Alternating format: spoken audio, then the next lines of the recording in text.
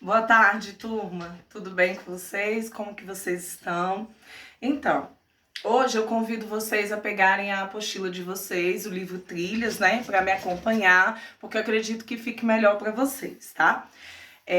Vamos fazer uma pequena revisão, né, sobre o que nós estávamos falando em ciências, né? Nossa aula hoje é de ciências. Então a gente estava trabalhando o quê? O sistema respiratório e o digestório, né? Então, nas últimas aulas que eu postei para vocês, as aulas complementares, também as atividades que a gente fez, o que foi que a gente trabalhou? Respirar, ingerir alimentos são duas atividades comuns do nosso dia a dia, né? E o quê? E essenciais para a nossa sobrevivência. Além disso, o sistema digestório e respiratório compartilham algumas estruturas e órgãos, né? O que nos impede, por exemplo, de engolir um alimento e respirar ao mesmo tempo. Então, olha aqui como é que é. O ar que respiramos segue o seguinte caminho. Quais são os caminhos? O ar ele entra pela narina, né? E ele vem para a cavidade nasal, depois ele desce para a faringe, laringe, traqueia, brônquios, pulmões e chega até os pulmões, né? Que é a sua finalidade. Nesse desenho aqui, você pode observar, tá vendo aqui, ó? Epiglode, tá vendo onde está a sua epiglode? Para que o ar que respiramos seja encaminhado da faringe para a traqueia, a epiglode mantém a entrada da laringe aberta. Tá vendo aqui, ó? Esse é o nosso aparelho, né?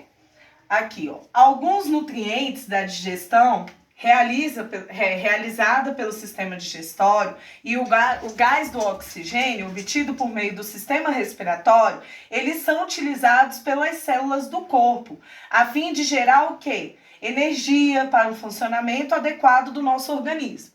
Então a gente pode ver aqui nesse desenho os caminhos que o ar percorre, né? E aqui a gente está vendo o nosso sistema respiratório e o nosso sistema digestório, tá vendo aqui? E como é que é o nosso sistema digestório, né?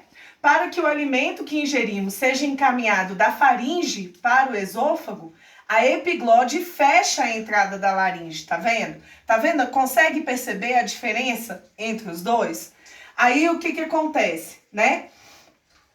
O esôfago, a epiglode, fecha a entrada da laringe, tá vendo? E como é que é feita a questão do alimento? O alimento que ingerimos segue o quê? O caminho no corpo humano, que vem, ele entra pela boca, desce pela faringe, pelo esôfago, pelo estômago, o intestino delgado, intestino grosso e o final, que é o ânus, né? Que é por onde sai as fezes. Então, gente, esse é o nosso sistema. É um resumo que eu tô fazendo para vocês, que a gente já estudou até aqui, o nosso sistema respiratório e o digestório, certo?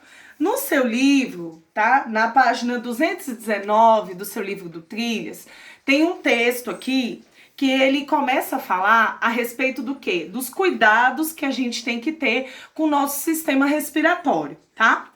Então, nesse texto, ele fala assim, olha o título do texto. Poluição do ar na China atinge novos recordes, 100 milhões são afetados, né? Então, o texto ele fala assim, Pequim, a poluição do ar voltou a atingir níveis recordes na China. 10 cidades decretam alerta vermelho e de maior gravidade, com níveis de partículas tóxicas até 30 vezes maiores do que o máximo tolerado, né? Segundo a Organização Mundial da Saúde, a OMS, 100 milhões de chineses foram orientados a ficar em casa. Nos hospitais, pessoas buscam cada vez mais tratamento para as doenças respiratórias. Crise de asma, bronquite, né? São comuns. Então a gente para pensar, né? De acordo com o texto que a gente acabou de ler, você leu aí, você pode pegar o seu livro, Trilhas, dar uma olhadinha no texto para você ver. Você vai ver que ele está falando a respeito das poluições que causam, né, essas doenças respiratórias que nós temos, né? Por exemplo, aqui ele fala para você da asma, né? Muitas pessoas têm asma, têm bronquite, né? Que são os mais comuns. Então, o que acontece? O ar atmosférico, ele é composto por uma partícula de gases, né? E vapor de água, poeira, seres vivos, microscópios, poluentes, né? Entre outros componentes. Quando a quantidade desses poluentes atmosféricos se tornam muito altas, né, elevadas, como no caso pela reportagem aqui que a gente viu, o ar ele se torna o quê? Inadequado para ser respirado, né? É o que acontece. Então, eu não poderia deixar